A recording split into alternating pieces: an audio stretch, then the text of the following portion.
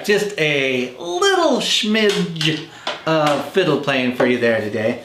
No tune specifically, just putzing around with it. Hey, I'm Fiddlin Jonny and this is my fiddle channel and of course Magic Review. And today I am going to review the latest release from the 1914. It is Alan Rorrison's Prohibition Monte.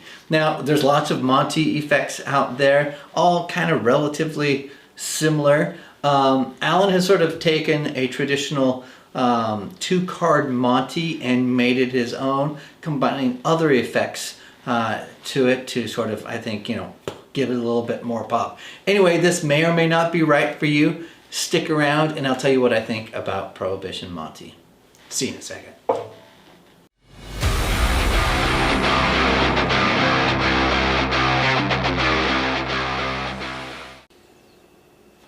Hello, welcome back to the channel. Glad you guys are here. I'm Fiddlin Jonny and this is where I do magic reviews. Today I'm going to review the 1914, which is a new company, D. Christopher's company. They're putting out some cool stuff. This is called Prohibition Monte and it's done by Alan Rorrison. Big fan of Alan's for a long time.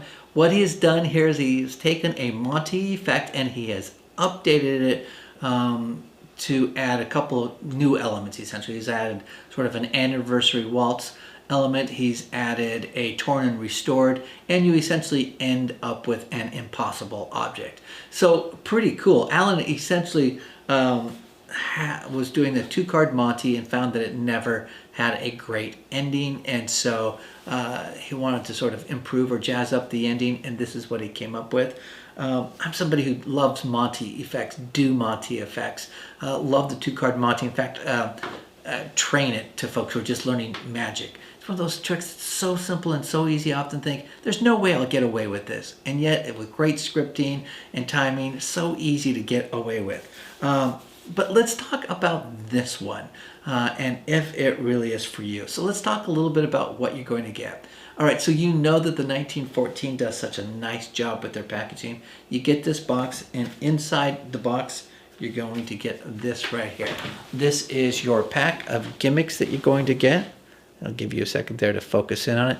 You're going to get inside of here, because I know you're going to want to know, you're going to get 25 gimmicked cards in here.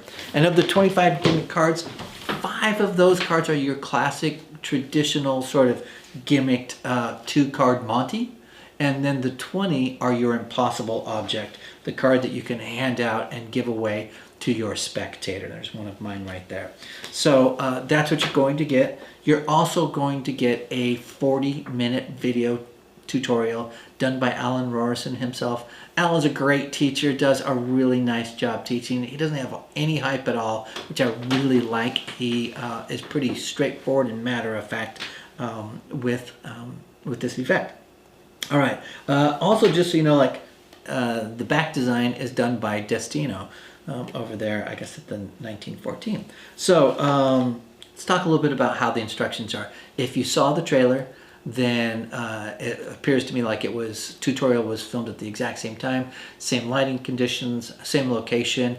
It's all really good, no problems there, and done really nice. What really matters, I think, in part here is how is the gimmick. If you're choosing to get this, is it a solid gimmick? And the answer there is yes, it's a solid gimmick, given that it's not a traditional bicycle-backed card that you're going to get. They have made this with Destino's design, but also this is a thicker stock, a little bit heavier stock, and it's given a little bit of a distressed look here for the backs, which really fit sort of the routinning of this, or the theming, I should say, of this. So these should last you longer than a traditional bike back USB-C bicycle card might for the same routine, because you can use them over and over, which I think is a really good thing. So I think the gimmick's fine. Don't have any issues with it there. Let's talk about skill level. The thing I like about this one is it is absolute 100% beginner level, but a great effect for even a professional to use. So you can watch the tutorial and 5 minutes later you can be performing this effect. Now the downside is here, you're not going to be great at it performing it right out the gate, especially if you're using the scripting that Alan does, just because I think that takes a little bit of practice. But I'm going to talk about that a little bit here in a second. There's no difficult angles. There's no angle issues on this at all. You're going to, if you can turn a card over, you can do this.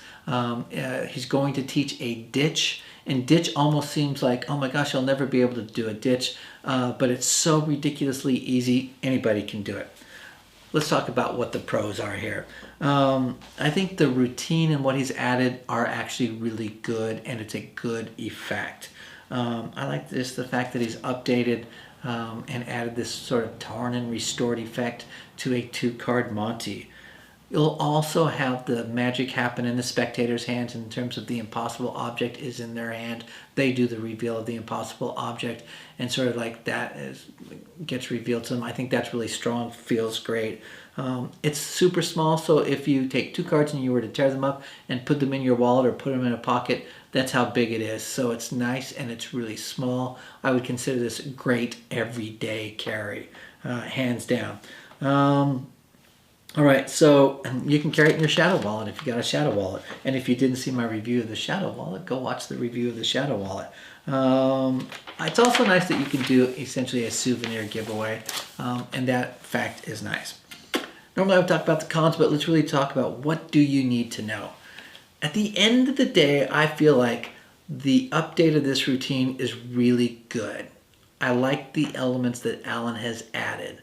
The things that I don't love are, I really would prefer if this was on a traditional bicycle back card. I work only really with red backed cards. That would be my preference, to have it available in that fashion. I could probably make my own, to be honest, but that would be my preference. But I get it, it works with the theming that Alan has created here and how he has set up this routine. But if you don't mind the back design, it's awesome. The effect is good here. The challenge, I think, is a little bit of the routine itself. I would say probably abandon Alan's script. And it's not that Alan's script is bad. His script is great. And it works really well for him because it's his script and it comes across really authentic. I would say create your own scripting for this. Make it your own so that it works for you and your character. And that probably should be true of every single effect that we review, to be honest, is that create your own script. But if you're just starting out, you know, the scripting really is helpful and useful. And if it makes sense for you and your character and your age, then you should go ahead and consider it. That's really my advice, is that I would add that it feels to me when I perform this, I may go ahead and put up mine at the end here. I'm a little self-conscious because essentially it's my first performance of it, and taped it. Also did it multiple times. My spectators found that it ran a little bit long and they lost track of like what's happening right now. A lot of that has to do with me and not being familiar with the scripting and going through it. But I do sense that I could probably tighten it up a bit with some more practice or adopting my own scripting. So anyway, something for you to consider for yourself. At the end of the day, the effects are strong, and if you can make it work for you in terms of your character, worth considering. All right, who's gonna like this? If you're a card magician, you're gonna love this. If you love Monte routines, it's awesome for you. If you do bar magic, great for bars and table hopping. Really great that way. I think it's great. If you do themed performances, I think it's fantastic for themed performers. You're doing casino nights or working in something of that nature, or a Roaring 20s type of party. Great for those types of events. And I think the cost is really good. In the United States, it's $25 US. If you're in the UK, it's £20. So really, I think the price is great. For what you get, I think this is priced really, really appropriate. And I like the fact that they're going to have refills. By the way, the 1914 D, if you're listening, I cannot wait until you have a deck of cards with this back on it. I would say start producing those. That would be great, because if I'm performing, I want to keep my decks consistent and not have to sort of switch out. So I'd love to have brick of these cards with this back design on it. So, and they're designed by Destino, if I didn't mention that earlier. I think the design is actually really great, but I'd love for you guys to start selling those actual cards with that back on it. So, all right, so I talked about the cost. I think it's priced really well. This is the point where I want you to do two things. I want to mention two things. I want you to go ahead and like right now. It's not going to cost you anything.